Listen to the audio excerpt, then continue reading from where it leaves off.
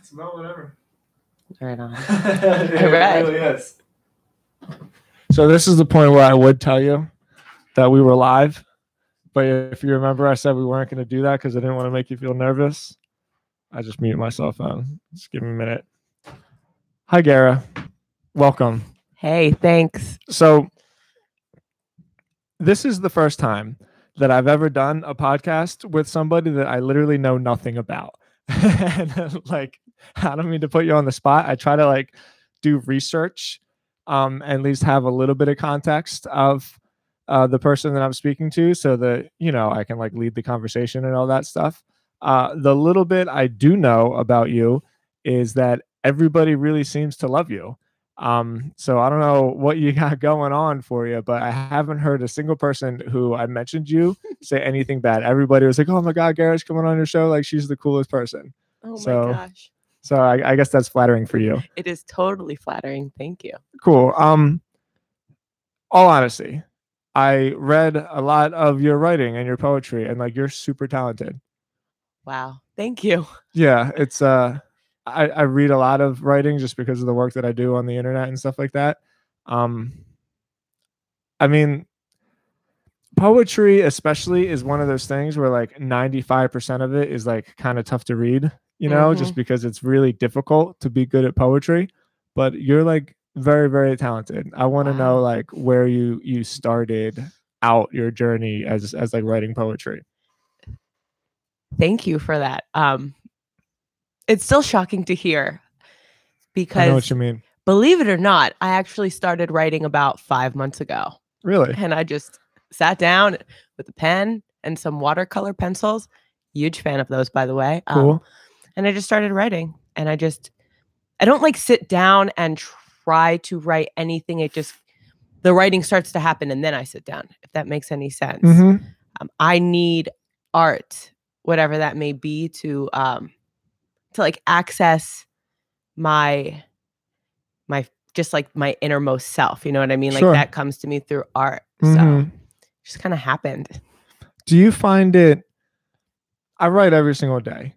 I've always been a writer, but more recently I kind of had this goal. I won't get into it. I read this book called The War of Art, and it was just it really captivated me, and I made it a goal of mine where I just want to write every single day to kind of conquer that like inner fear of like what I have to say isn't really that important. You know what I mean? And I still can't decide if I find writing to be like a therapeutic process or if I find it to be like torture in like a way. And I think that's the thing that kind of keeps you coming back, because there's one side of me that's like, oh wow, this feels so good when I do it, but then there's the other side of me where no matter what you do, you can still pick at it a little bit and find ways that like you wish you said something differently or said this in a different way. Do you find that to be the case with you, or do you just let it roll? Honestly, I'm in that space of like a beginner's mind, that's why hearing you say like I'm talented is, yes, it's such a compliment, but I haven't really judged what I've written. I just haven't opened that door for myself yet where I'm like critiquing it because who's to say, you know what I mean? Like who's to say that it is, I mean, it might not make sense to one person, but for someone else, it could help them like access what they couldn't put into words. So I'm trying to like exist in that space beyond the judgment or the critique because like who's to say, and maybe it's all valid. Do you read your work after you publish it? I do. And my favorite is when the editor does not put spacing where there should be spacing. On somebody else's website, you mean? Yes. Yeah. So because I saw you writing for Thought Catalog a bunch. That kind of shit really, really gets me. If you like have to send something to somebody else and then they let you know when it's published, you're like, oh, what are you doing? There's supposed to be a space right there. Yeah. I know exactly what you mean. Yeah. Why? And again, I'm kind of learning about you as we have this conversation. Why don't you put it on your own website? Like, is that your goal? Is the writing even a goal of yours, or is this just a hobby for you at this point?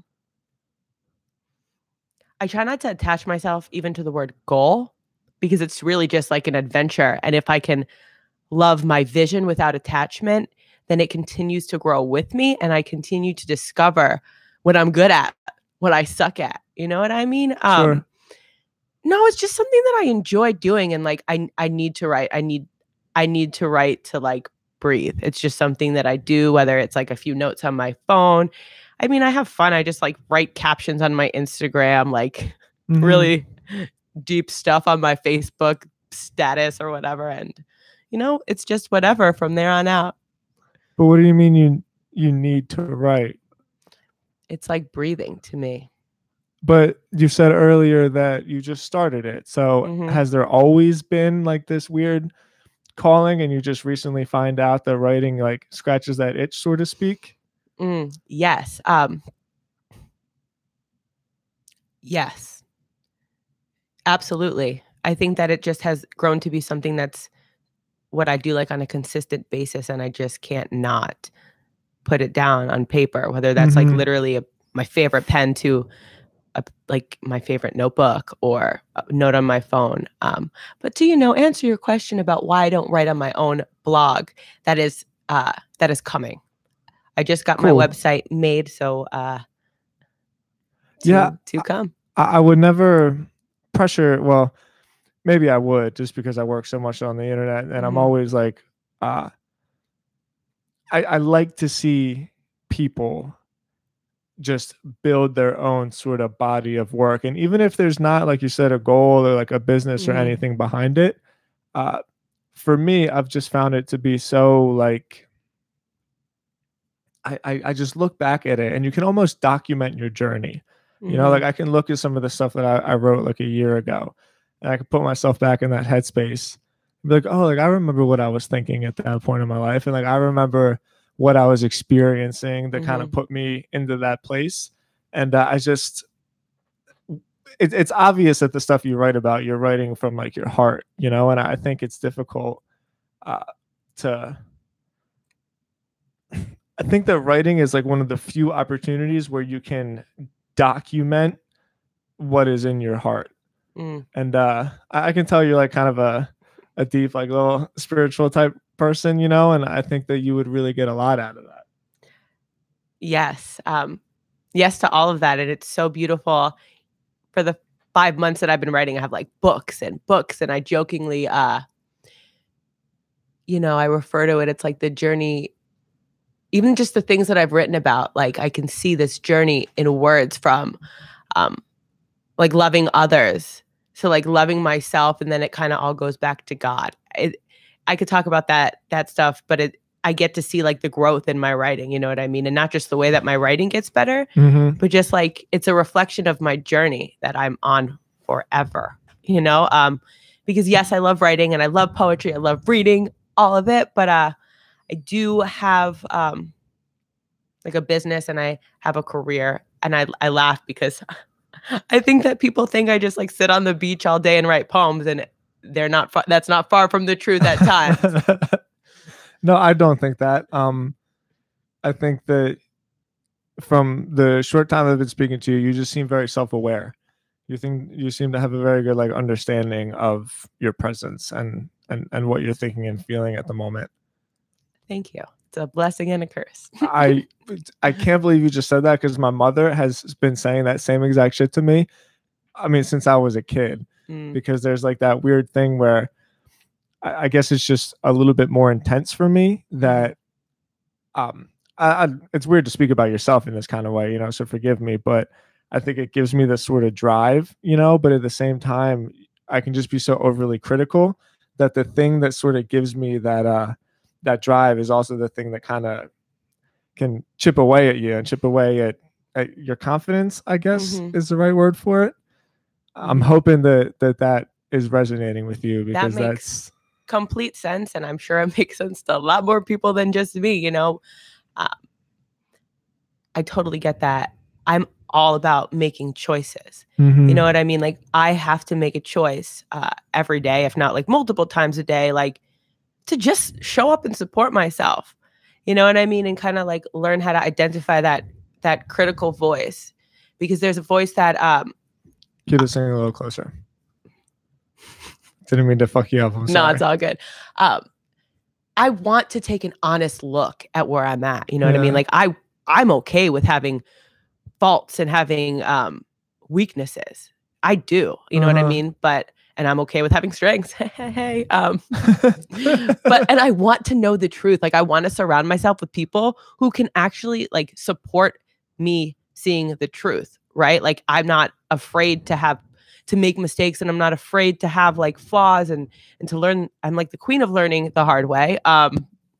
You know, and I just have to identify, like, is this voice pointing out my flaws or where I could have done better in a supportive way or in a hurtful way? You know, because like life is too short, and I have not been my biggest fan for too much of it. So I just don't have any more of me left to give to like an inner, like mean, critical voice, you know? So you're saying that you've spent a lot of time doing that, and you've almost like expended all the energy the critical energy that you have. You spent it all of it, got none left. That's nothing good. But self-love at this point. And you know, that voice, it like lives within me, but I've befriended it. You know what I mean? Yeah. I guess I never actually thought to explain it that way, but I can kind of recognize it now and be able to say to myself, like, okay, like I see what you're doing. You're trying to get me to go to like this other place that is maybe uncomfortable, but I can see it from a less like self-critical standpoint and more of just, he's kind of like, there's an awfully cheesy quote from a John Mayer song that always stuck with me, but it said that fear is a friend who is misunderstood. And I kind of think it's like that. I love John Mayer. I love John Mayer too. And my girl always makes fun of me, but I think he's a fucking amazing artist. I am anybody who like doesn't like John Mayer and Cats. I'm like, you just don't understand. I just don't understand you because they've never, you know, give the album a full listen because he is full of wisdom. Exactly, like befriend the fears. You know what I mean? I don't know. Like I said, I'm all about choosing, and I get to choose like how I relate to fear. We've been taught so much, and I'm like, I'm going to take everything that I've been taught, and I'm going to give it an honest look and ask myself, like, believing in all this BS that I've been taught, is it even true? Does it really resonate with me? You know, and if it doesn't, then I like begin the journey of letting this old expired belief go, because I ain't got time for that, you know? So fear is a friend. I'm friends with fear. I still get scared a lot, but it's different now. Yeah, I think that my grandfather, right before my grandparents had a lot to do with raising me. I mean, my family was just really tight. And one of the last things my grandfather said to me was that life shrinks and expands in proportion to one's own courage. And then what he meant by that is that like courage isn't the absence of fear, right? It's like just going through it. And I think about my grandfather a lot when I'm in situations where I don't know, where I'm just up against something, and in the back of your mind you're going like, man, can I really do this? Like, is it better off to just like not try to jump off this cliff right now? Ultimately, I think because of a lot of experiences, and a large part because of just some of the shit my grandpa taught me, was I always just sort of jump, you know, and you seem like a jumper. Oh my God. As you speak of this, I have like this visualization of this fear, and I'm like, I mean, not this fear, but of this cliff. And I'm like, you know, at least some people think about it. I think it's good to think about it for a moment. Like, do you jump? Oh, I just fly right off that cliff. And then I think about it afterwards. Like, but maybe that wasn't the best idea. Sometimes, yes. Yes. But I get to have experiences, and I get to learn from it. Yeah. So you seem like you really value experiences. Yes. Yes, I do. Especially because right now, like what I'm working on, like personally, is like all the mistakes that I've made, because I'm, like I said, the queen of like stupid mistakes. And that served me, but it doesn't serve me so much anymore. So now I'm like, okay, well now what am I going to do about it? And as soon as I accepted that I was like really good at making stupid mistakes, Mhm. learning a whole lot. But I kind of surrendered to that, and then something shifted where now I'm like, I'm double checking things. Mhm. I'm quadruple checking things. And it's a different experience, but yes, I'm all about the experiences because you know what? Am I going to die if I jump off this cliff? Yes, don't jump. Yeah. No. Hey, close your eyes and hope for the best. Uh-huh. Man, I don't know. I've done a bunch of podcasts now, and I don't think I've had like such a direct conversation with somebody who is so actively trying to like be a better version of themselves. Um, is this like a new thing for you? Are you like really new on this like journey of self discovery, or have you kind of always been this way? That makes me laugh. No, I've always been this way. Okay. And how that's manifested looks different. Mhm. I'm a therapist by training, so Oh no shit! I didn't know that. surprise. Yeah. See, I told you I got a career. You did say that. Yeah, I've got some credentials and degrees and diplomas and trainings and a Well, beautiful. good. So we'll get into that. But keep going. I didn't mean to interrupt you. So there's like there's a line, and it's a beautiful line, but it's not as defined for other people as it is. It's not so defined in my own life, like this line between professional and personal life. You know what I mean? Like, how can I look? I get to look someone in the eye and know in my heart that like they can get through this because like I've gotten through like X, Y, Z. You know what I mean? And like I never identify as a victim of X or a victim of Y. I'm like a warrior and I'm a survivor, and I've walked this journey, and I get to walk alongside this journey with other people. So it's very much connected to my work as a therapist. There's a small divide. A little bit smaller with you, I think, than most people maybe. It's just Do you take the stories home with you? Other people's? Yeah. What do you mean by that? Well, I could imagine, and I've never done any kind of professional clinical work. I've never been on the other side. Mm-hmm. You seem like a feeler. Like, do you feel other people's pain, or are you able to kind of take an objective approach and always be like kind of pragmatic when you talk to them? I would have a hard time doing your job because I would just think about it all the time and like want to go out of my way to try to solve people's problems because I get real uncomfortable when I see people in pain. Like what is that? What is that like? Just talk to me about what that's like, because I've never been able to just directly ask somebody that before. So beautiful that you can, like that's a beautiful desire that you have to want to like help relieve somebody's pain. But the words that you used, what were they specifically? Like it hurts to see someone in pain. Yes, it hurts to see someone in pain, but my relationship to pain at this time, through my experiences, I accept the pain. The pain is such a part of our journey sometimes. It's like the Buddha says, the thing about suffering and the thing about pain, right? Like pain is inevitable and suffering is optional. So I'm not scared of that pain. Like I can sit there with that person and allow them to feel whatever it is they feel, whether it's justified or not justified or existing only within their own mind. Like everybody's feelings are valid, and I get to walk alongside somebody on that journey. I don't want to fix it for them. That's not my job. My job is like, I do not call myself a self-proclaimed healer. There's people like all over the internet who call themselves like healers. I think we're all healers because we all heal ourselves with our like God-given inner resources, but we all stray off that path. My job is I'm a facilitator of healing. You know what I mean? Like I hold that space for someone where they feel safe enough to feel uncomfortable. You know what I mean? Like we can sit with that pain all day, and then we get to say, okay, well, what are you going to do about it? Let's create these goals and these actions. And like, they say success is not a linear path. Well, neither is healing.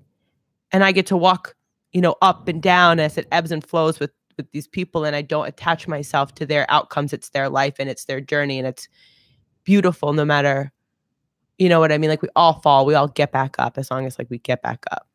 Did I answer that question? You sure did. And it was like really striking to me. It sounded, I was relating to it with something that isn't quite as like, maybe life and death is dramatic, but I'll say life and death because I'm sure in some cases it is. That is like, yes, there's a lot of life and death. I'm not even being sarcastic. I believe you. Yeah. So I feel good in saying that.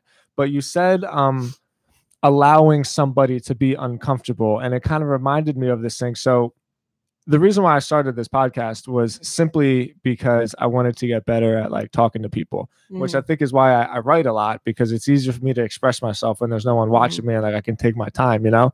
And something I've been practicing is like in interviews, becoming a better interviewer is letting silence do the work, you call it. So like I put it out there, and then it's not up to me to make you feel more comfortable because like you're taking your time and there's like silence around you. Like I have to allow you to sort of breathe in like that moment of discomfort so that like whatever the true answer is can kind of come out. And it's really difficult, especially for someone like me where like I feel that silence and I'm like, oh shit, you're uncomfortable. Like, let me say something right now so that I can sort of fix your problem. And maybe that was stretching in terms of like relating to what you were saying, but I gotta think it's kind of like the same things. Like you have to resist the temptation of fixing like the discomfort of the moment, right?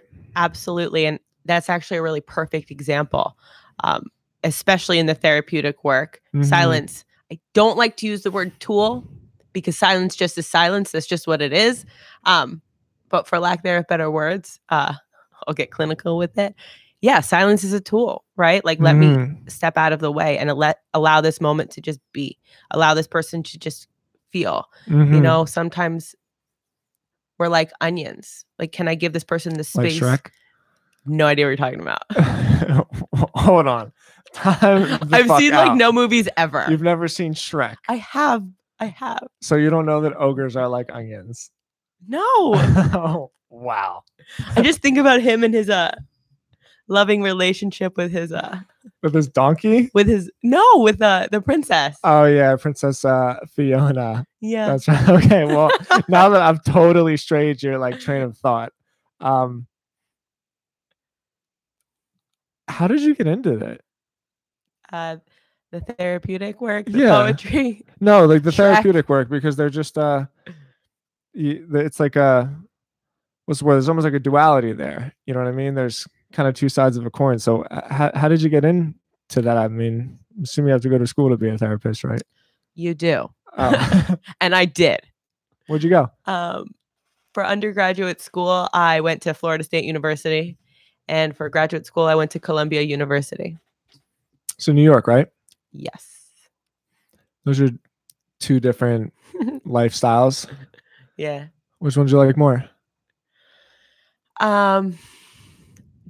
They were just so different in where I was in my life. Undergraduate school, I always put studying first because I knew what I wanted to do since I was like 8 years old. Never changed my major once. Just different experiences. You know what I mean? When I was in graduate school, I was like working 2 jobs and I was studying all the time. So undergraduate school was a lot more fun. I can definitely tell you that. Yeah, I never went to school. Tell me the difference between the two, and I'm kind of buying time because I forgot to plug in my computer. So just tell me which one you liked better real quick. I'm sorry. Oh, it's all good. The experience of like undergraduate school versus graduate school? Yeah, because one of them seems like it would be a lot more intense in terms of like the workload. I like that you're asking me questions that make me think. So I'm going to give that a moment to think about. I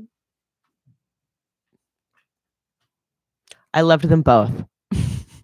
I really loved them both. A lot of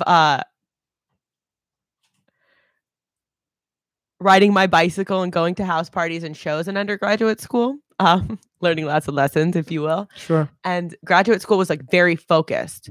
And at that time in my life, like that's what I wanted. That's what fed my soul. And that's what I gave it my soul, like knowledge and experience and a lot of fear, a lot of fear. It surprises me to hear you say that because I always, from the outside looking in, I always felt like going to college would be like less fear because it seems like you have like an endpoint, like you know what it is you're shooting for. I was always a little bit more like I I know that this is the right thing to do, so I'm just gonna do it in hopes that like it works out because I took a much more like entrepreneurial approach. But then I guess it's kind of one of those things where you paint your own picture, so I have no idea what that was like. I can't believe that you would say like there was lots of fear when you know exactly what your degree is going to be in and like relatively what your path is going to be. Well, I think about what it was like when I did my internship at Mount Sinai Hospital at the Addiction Institute, which is people struggling with co-occurring disorders like substance abuse and mental health issues. And what does professionalism mean? Like, I'm not the I type have of no person idea. I don't want to wear a suit. I don't want to work with clients like, come into my office, please, like have a seat on this couch. That's just not my style. So it was kind of like discovering and creating like my professional identity and, doing all of that work and doing it really well and getting those credentials so I can kind of say, F the BS. I'm going to like just show up as my most authentic self. And, I just remember doing that internship and feeling like a phony. I felt like such a phony in this beautiful city, of New York City. It's like this Ivy League school that I'm going to and, like this world-renowned hospital I'm working at and just feeling like I didn't belong there, and having to walk through that fear every single day until I realized I wasn't scared anymore. And I'll never forget that, just walking through that fear and feeling like a phony. And it's a reference point. I can completely relate. Just this week, I was in Tennessee, and I had to participate in like a pretty big investors meeting, and I've spoken very privately about that same thing to a couple of my friends that like I've grown Stodzy with, and some other like online projects I've been a part of, and I always felt like a phony the whole time. Even if I'm going into client pitches, I'm saying to myself like, do I wear a suit because that's what I think you're supposed to do? Do I be myself in like a t-shirt and a backwards hat, thinking that like, maybe I could come across that kind of angle where, like I'm myself and I'm authentic and I don't care what you think about me. And there was no other way for me to figure all of that out other than to just like continuously do it and continue to show up and just like find my spot in the whole thing as to where I fit in. And I was having a moment like that at that investors meeting where I mean they're important people in context to what I was doing, like their decisions held a lot of clout. And I remember thinking that in a situation like that a couple years ago, I would have really, really been terrified. But I guess I've just been in that situation enough that I know what I know. I know what I'm good at. I know like when to speak up. I know when to keep my mouth shut. I know like I'm able to recognize like, oh, I want to say this because it'll make me sound smart, and like just being able to like, you don't have to do that. Keep your mouth shut.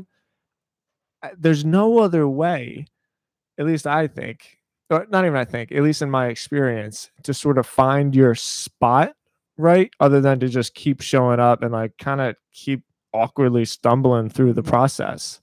Yes. But that's so special, that you and I can relate on that because we're seeking to find our spot. When you mentioned the thing about the suit, I had this vision in my mind of like a bunch of people wearing suits, right? And I've had the same image because I'm not the only one who graduated from an Ivy League school. You know what I mean? Like there's been a few. We're all existing. There's a lot of us, and so what? Like my mom gets to have a bumper sticker. I got a great education, yes. But now what? You know what I mean? Like when everybody else was kind of acting out of fear, trying to fit in, I was like, oh, look at them doing all this stuff. but I just kept doing me. And now my resume is like, I call it my small child, because it's a direct reflection of me. And I'm going to, I just don't care. And you know what I mean? Like, I'm going to show up as myself. And like, these are my gifts. These are my strengths. These are my weaknesses, because I believe that it's all about fit.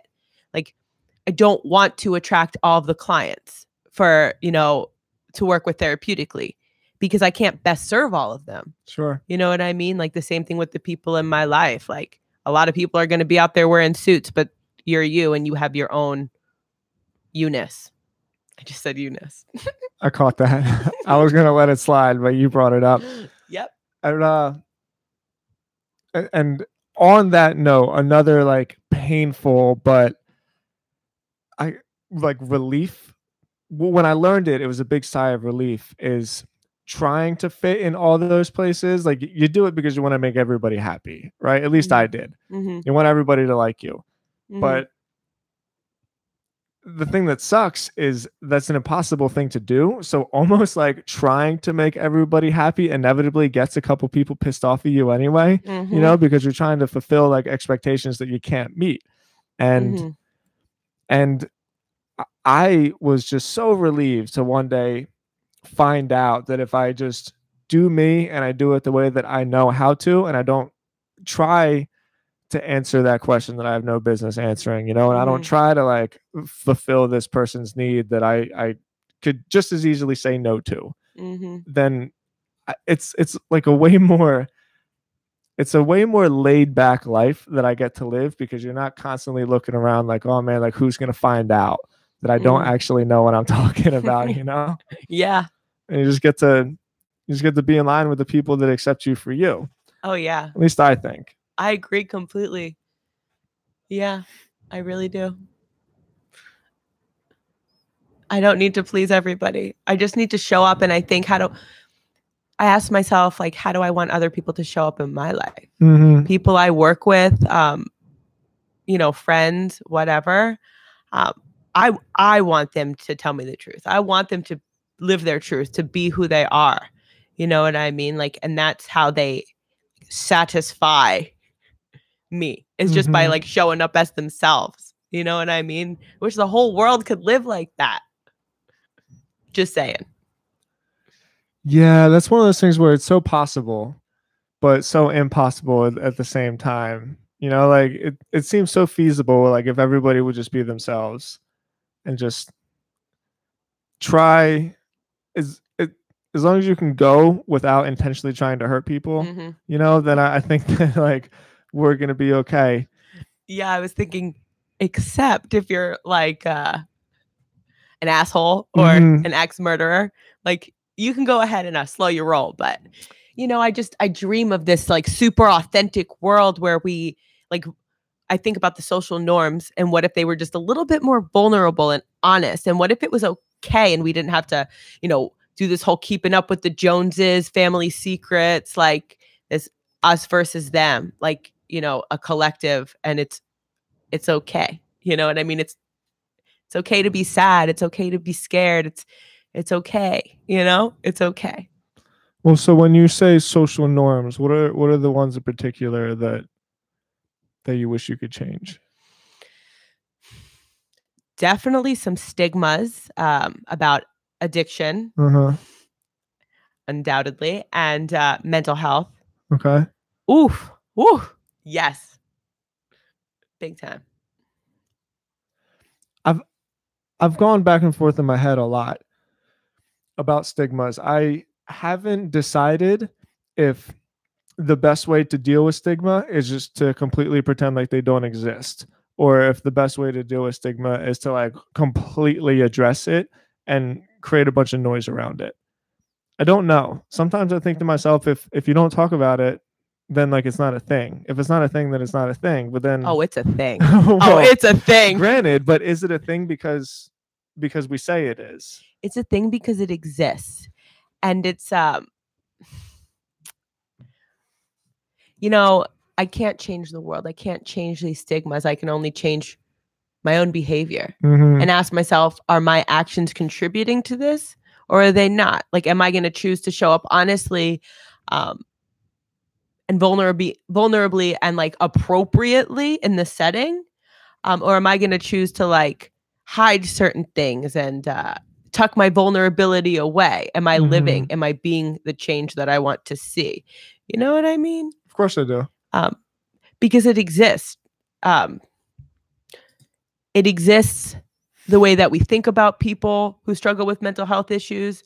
Like they're crazy. Like, hell, I'm crazy. I'd like to think like a healthier version of crazy today, but you know, and even with treatment of people who struggle with mental health issues. Of course. Well, that's the big one, right? Yes. And like for instance, if you have somebody who's struggling with schizophrenia, it's like, okay, well, stop trying to put your version of healthy and healed on them. What does it look like for them to live their best life? Sure. For like the reduction of negative symptoms? Because they're never going to be you and they're never going to be me, and they just are them. They're just not, especially with schizophrenia.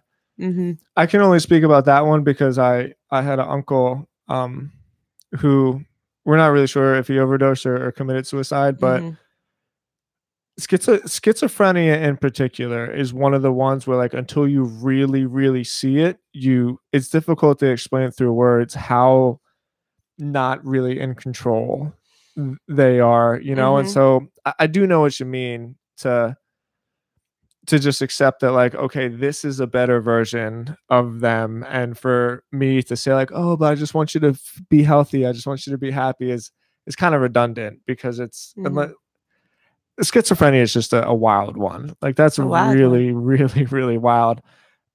You said something that really pointed out to me, and I know I'm always touching on like quotes that I hear. Did you ever see Behind the Actors Studio with James Lipton? It was like a show that was on AMC or whatever. I've seen like no movies, no shows. I caught that, yeah. Well, he did this interview with Dave Chappelle once. And it was after Dave Chappelle left the Chappelle Show and moved to Africa and did what he was doing. And he was talking about crazy. And he was talking about how all of a sudden people said that he was crazy. And at the time, Mariah Carey was having some issues, you know, and he brought her up and he just said something that I'll never forget. He goes, this is the reality. It's people that they go, I don't understand this person, so they must be crazy because they're not me, you know, and that really got me. Anytime I hear somebody say the word crazy, by default, I always think to myself, like, no, you don't understand them. Absolutely. Word to that, for real. I feel that so much. And you know, it's like, it's not that person's problem that you don't understand. They've got their own. You know, that's your discomfort with, you know, like the differences that exist.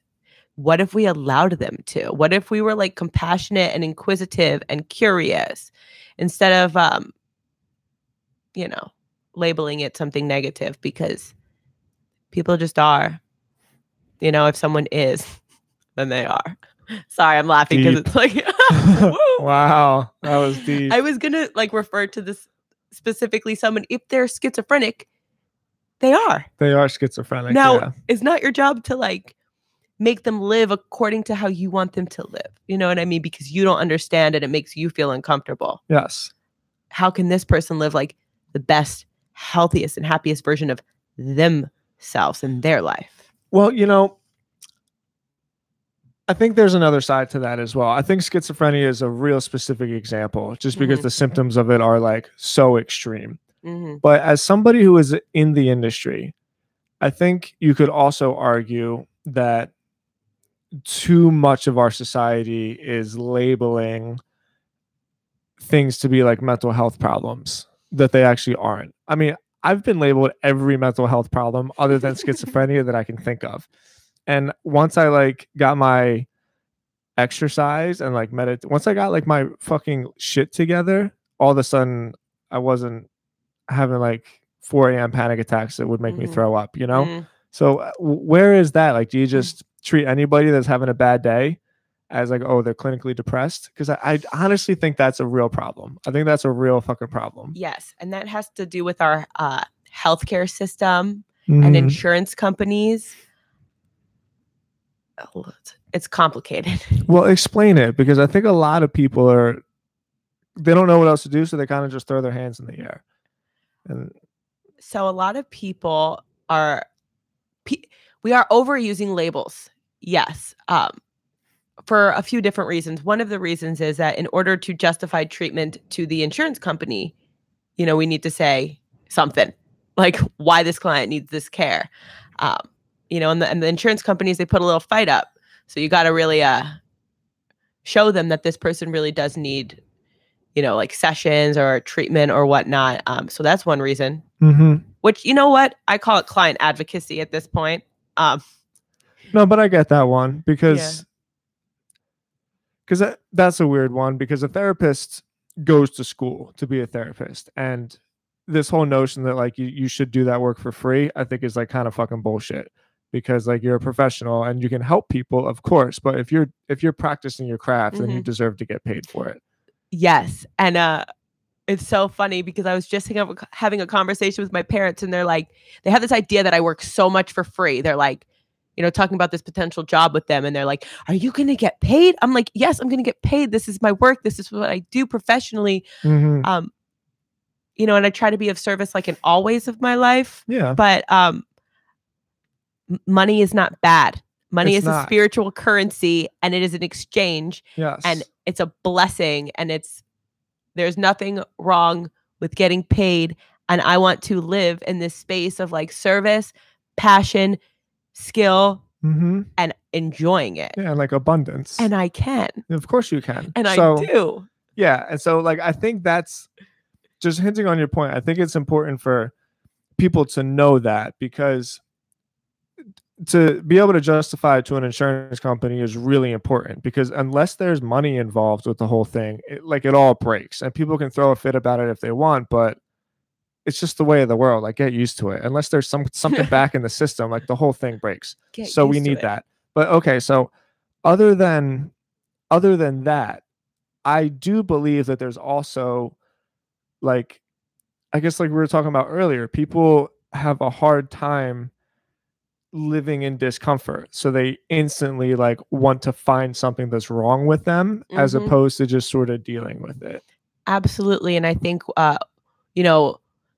when I think of labels, right? Like, I'm bipolar, or I'm depressed, or I'm this, or I'm that. Like, that's a label, and you are using that as an identity. And at times it can be an excuse, right, to justify our behaviors. We've all been there. And not me. Well, good for you.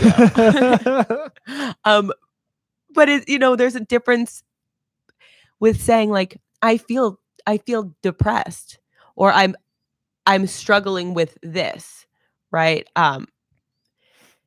Yeah, people definitely do struggle with feeling discomfort. And you know what? I have definitely been one of them. Sure. I think we all have. I think the part about it, and I just keep bringing this up because this takes up a lot of space in my head with other people that I've worked with, and family members, and it's just a thing that's going on in like our society right now. I don't know. I can't quite decide where like the line for mental health advocacy starts and stops, and where the line of like, hey man or girl, whatever, like grow the fuck up starts. And I almost want like a professional's opinion on it, because I got to think that there's times in your situation too where you got to think, look, it's not that you are something, you're feeling something. And so like deal with your feelings as opposed to fix how you are, right? Does that make sense? Yes. And I think that mental health issues and like mental illness, like there are chemical imbalances. Absolutely. That very much so exist and are real. And these labels exist because they guide treatment, right? If you are this, then these are the actions that like evidence-based treatment shows that they work, right? So it's really a guide. That's what it's supposed to be. But I think that it's on a spectrum, and everybody falls where they fall on that spectrum. And I believe that it's a combination, right? Because I take a really holistic approach, like mind, body, and spirit. You know what I mean? Like, I personally don't believe that like sitting on the couch is enough. It's not enough. Like sitting on the couch talking to your therapist isn't enough. Like, what are you going to do about it? What actions are you taking to manage your symptoms and to cope, right? And to grow and to heal. It's like what you mentioned about, like, having all those, whatever issues, and then like kind of finding what works for you, like being physically active and getting your shit together. That's the goal, right? To get your shit together. It's basically, well, yeah. And like piggybacking off what we said before, there doesn't always have to be some kind of idealistic benchmark to hit. Sometimes it's just about like, I just want to feel a little bit better. And if that's like the thing, then that's okay. This next question is completely personal.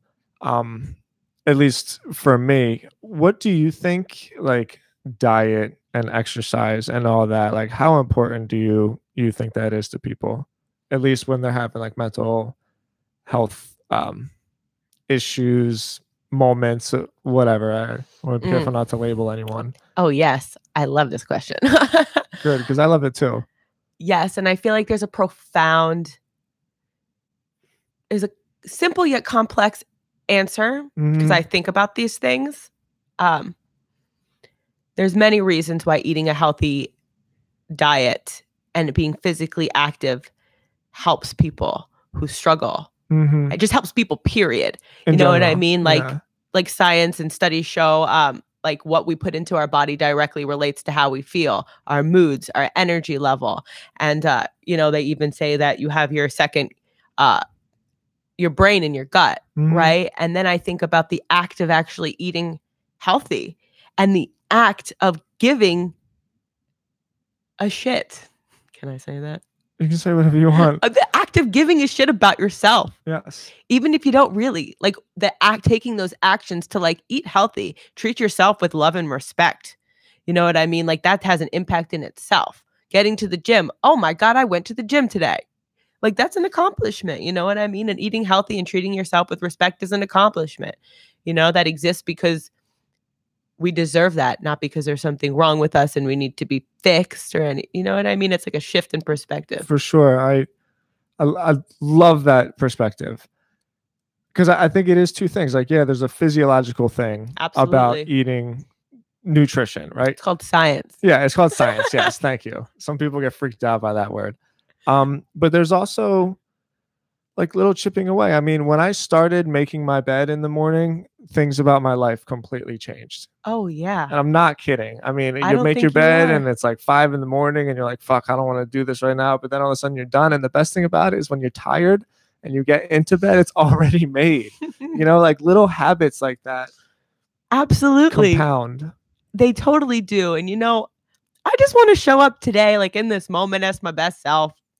I make a lot of mistakes and don't always show up in that way, but like, can I try? You know what I mean? Like, can I make my bed this morning? Just this once. Like, and that's how, it's every day, one day at a time, one moment at a time, that adds up to like these changes, because, I'm sure in the beginning it wasn't as easy, and now it's probably second nature. And then you get to jump into an already made bed. Yeah. And it has become second nature. You're right. Now you just don't even think about it. It's just a thing that you do.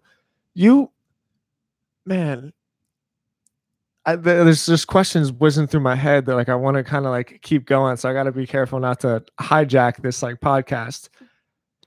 What is the biggest like practical kind of improvement that you think people in general, but more specifically people that are kind of like struggling with some kind of behavioral modification type deal, like what do you think is just like one thing that if someone's listening to this, you can say like, do this, and that's a good place to start, like a practical thing that you can tell them? Practical. That has not always been in my vocabulary. I at first wanted to say, allow your heart to be touched. So I'm just going to say community. You know what I mean? Like, there's healing power in community, right? Like when we're struggling with something and we're trying to change a behavior, I think that if somebody was listening and this was a question that their ears perked up, this is probably not the first time that they're trying, right? Like, I think about what it feels like to make these promises to yourself and to break them, that like chips away at your self-esteem and and feeling competent, right? And to be in that state when you're trying to like modify a behavior makes it all that much more difficult, right? Like, go to a place, find a person, do whatever you got to do to know that you're not alone in that. Yeah. You know what I mean? Like, because you're not alone and you don't have to deal with that alone. And you really don't. Yeah. You know, like, it sounds so obvious to say, but man, when you have those moments where you're like, why am I sitting here by myself all the fucking time? And there's actually being like, I don't have to do this. And Yeah. like, it sounds so stupid, but it's like, oh, you know, these real bright light moments where you just it hits you. I think that's a great answer. I think just being around people is like a really great thing. Like, and let yourself feel it's okay. You know what I mean? Like, all right, you fucked up time and time again. We love and accept you anyways. Now what? You know what I mean? Like, you're not alone on this journey. You know, find some other people who've maybe struggled with the same thing. You know, ask them a few questions. Hey, man, what'd you do? What worked for you? I'm in pain. And they'll probably say, I've been there. Yeah. You know? There's not a whole lot of problems that anybody can have that haven't been had. Oh, yeah. But there's a lot of people out there who definitely, that's the thing about certain feelings. You know what I mean? Like loneliness, for instance. Loneliness is a feeling that all of our feelings have wisdom and they're always telling us something, but it can lie to you a little bit. It can tell you things like nobody likes you, you know, and then nobody calls us for that hour. And that just reinforces this idea that like, just stay home by yourself here on this couch. You know, loneliness can tell you like these lies, right? But loneliness can also push you to say, you know what? Like, I don't need to believe that voice. That's kind of mean. Yeah. You know, like, what if I picked up the phone anyways and like went outside and met a friend? And depression, you know, like depression can be so intense that it can reduce your cognitive functioning, you know, and that person isn't in the best place to be making these decisions, like to know, you know, especially if it's somebody's first time ever experiencing that. Like, how are they going to know like that they need help? You know what I mean? Usually it gets a little worse until they take that step. Yeah. I'm going to completely switch it up because when you were talking about feelings, half of the cool thing about this podcast is I just get to talk to people that are like smarter than me and ask people stuff. I've always wondered this. As somebody who has studied, how do you measure feelings? Like, do you look at them from a simple brain chemistry standpoint, or do you look at them for like that other thing that they are? You know, they like you can't really measure, but like they certainly have an effect. I don't even know where to start with that. Just ramble some shit about that because I just always wanted to know, like, how do you put science behind emotion and feelings? Oh, they will. Oh, and they do. How? You know, when I think about studies, it's they create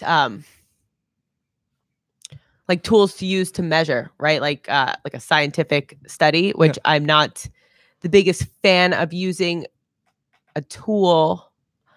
And I'm not going to start naming them because I don't think that there would be any benefit for that. You know, it's like, for instance, if somebody comes in, say a treatment center, in the beginning, we'll give them like a piece of paper, 1 through 5, identify where you're at with this and that, and they will, you know what I mean? And then they'll give it to them again mid-treatment, and they'll give it to them again at the end of treatment. But I think it's way more complex than that, right? Because I think, you know, whenever I do any work in a treatment center or with clients, I always want to take it down to basics, right? Like most people, I don't want to say most people, I can only speak for myself. Yeah. Growing up, I did not know that our emotions served a purpose. And I ask a lot of clients, like, to tell me what is, you know, from an evolutionary perspective, like, tell me about sadness. Tell me about anger.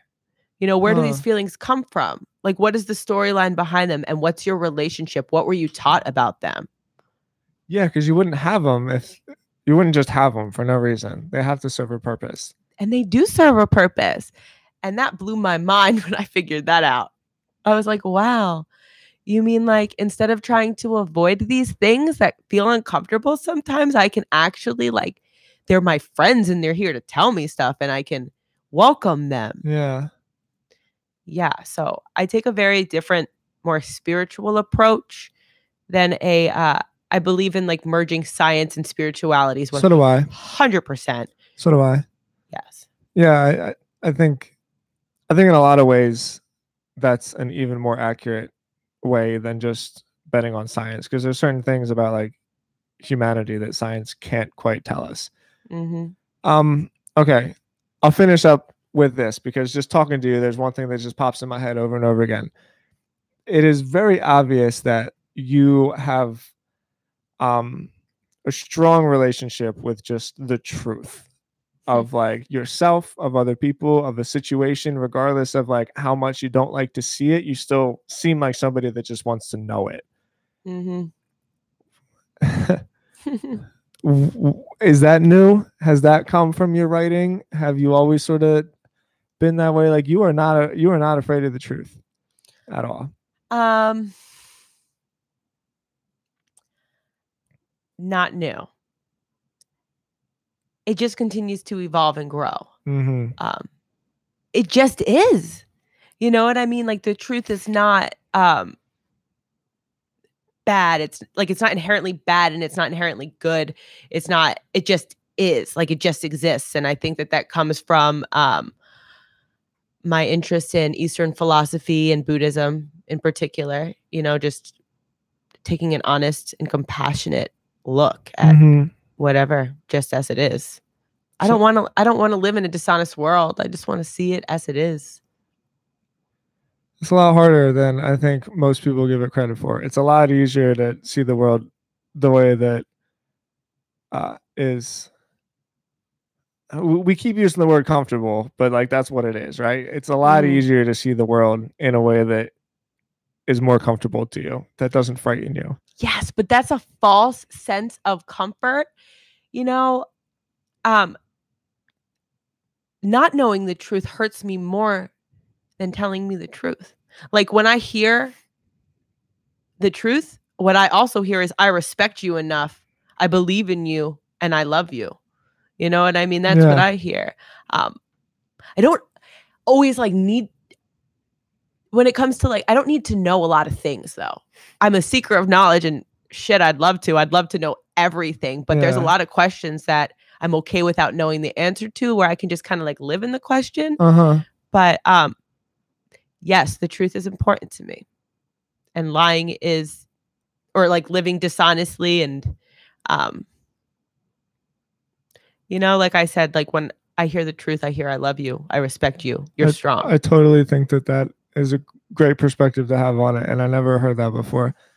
And like you taught me that from talking to you. Thank you. Yeah, I'm really, really glad you came. Seriously, this is the first podcast I've done in 2.5 weeks. I kind of took a little bit of a break from it because I was getting kind of burned out, and everybody said that you're great, and I see why they said that. You were like a real pleasure to talk to. Oh well, same. I enjoyed it. Me very too. Much. Thanks everybody for listening. Do me a favor, leave a comment and a review on the iTunes. You can also find this podcast on Spotify. I appreciate you guys so much. Thanks for listening. Gara, thank you one more time. I appreciate pleasure. it. Thank you. Talk to you guys next week. Dude, you're super cool.